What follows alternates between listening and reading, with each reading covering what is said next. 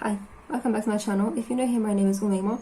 Today's video will be a reading wrap-up in which I'll be talking about all the books I have read in the month of October.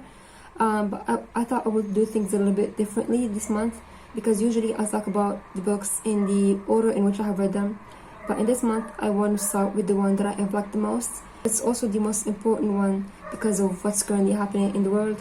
The book I'm talking about is Minor Detail by Adania Shibli. I read the Arabic version, which is the original version.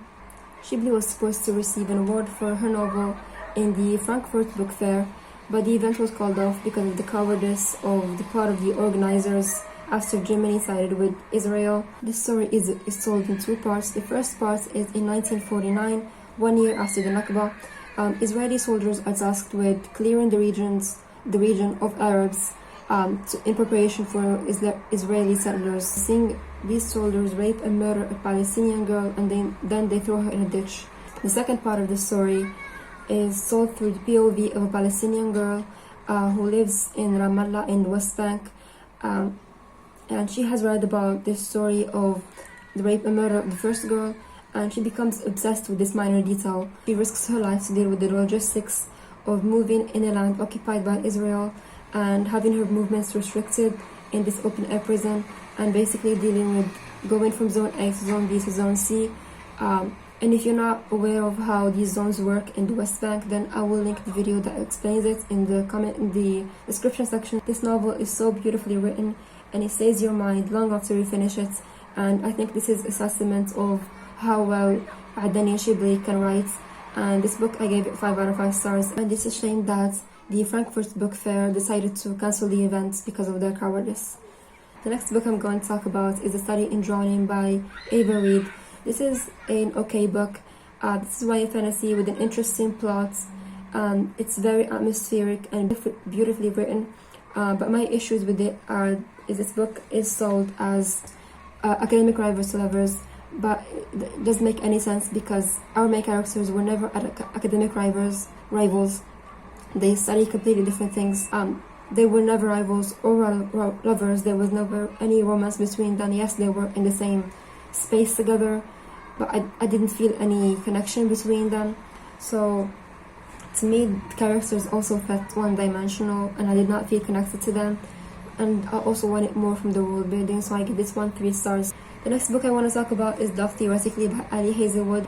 We're following our main character, who is an adjunct professor.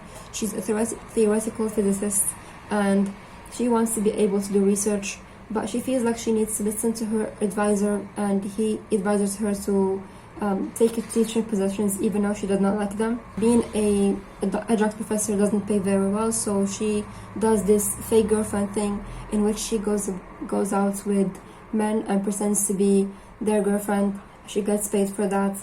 She applies for a better position in a better university, and the person who is interviewing her turns out to be the brother of one of the guys she pretended to be their fake girlfriend. I know that in all of Ali Hazelwood's books, the author always talks about how big the male love interest is and how tall he is, but it never really bothered me. But this one, it was so annoying. There was literally a sentence that said he's towering over her like a tower or something like that. Although I enjoy reading about women in STEM and romance, it gets tiring when all of the female characters in Ali Hazelwood's are manipulated, broke, and miserable because of their careers. The next 2 books I'm going to talk about them briefly because I've made a whole reading vlog about them.